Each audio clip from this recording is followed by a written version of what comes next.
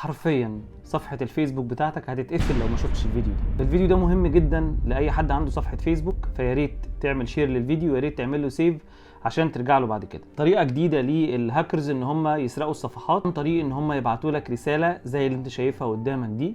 الرسالة دي بيبقى فيها مضمون بيقول ان صفحتك للأسف الشديد هتتقفل او هيتعمل لها ديليت او هتتدلت خالص من على الفيسبوك، لان انت ما بتتبعش سياسات الفيسبوك. طبعا لاول وهله بتتخض وبتخاف، لا وكمان بيبعت لك لينك كمان جوه الايميل زي ما انت شايف في المسج اللي انا عارضها لك دلوقتي، بيقول لك دوس على اللينك ده لو انت شايف ان القرار ده مش صحيح او عايز تعترض على القرار ده.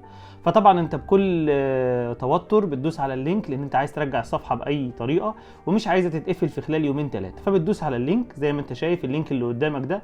اول ما بتدوس على اللينك بيظهر لك الفورم دي، بتبدا تملى البيانات اللي موجوده جواه. المرحله اللي بعد دي بقى هي المرحله الخطيره، فخليك معايا مركز قوي في الفيديو ده.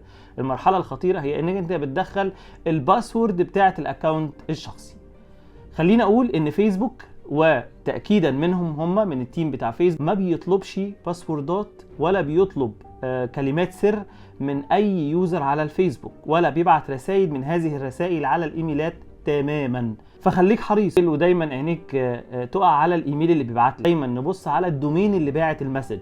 في الرساله اللي انتوا شايفينها قدامكم دي الدومين اللي باعت المسج هو اصلا مش فيسبوك، ده دومين متكريت كده اي كلام عشان يخدع بيه الضحيه اللي قدامه. وبتاكيد الفيسبوك زي ما قلت لكم في الرسائل اللي هتشوفوها دلوقتي اكد لي ان دي مش فيسبوك، ده هاكر، وبلغت الانترنال تيم او الفريق الداخلي في فيسبوك وهيحققوا في الموضوع. فالموضوع باين قوي ان هو هاك. ازاي بعتوا ايميل ليا على ايميلي المرتبط بالفيسبوك؟ لان حضرتك حاطه في الاباوت بتاع البيج بتاعتك. فطبعا الهاكر بيبدا يشوف الايميل المرتبط بالفيسبوك بيج بتاعتك ايه، ويبدا يبعت لها الايميل اللي يكاد يكون بشكل رسمي زي ما انت شايف. حبيت ان انا انبهكم وحبيت ان انتوا تنبهوا اي حد عنده صفحه فيسبوك، فيا ريت تشيروا الفيديو ده في اوسع نطاق، ويا ريت بس تعملوا له لايك عشان ينتشر ويتشاف لعدد اكبر من الناس ويوصل لعدد اكبر من الناس. اتمنى اكون فدتكم بالمعلومه الصغيره دي. بشكركم جدا وشكرا لمتابعتكم.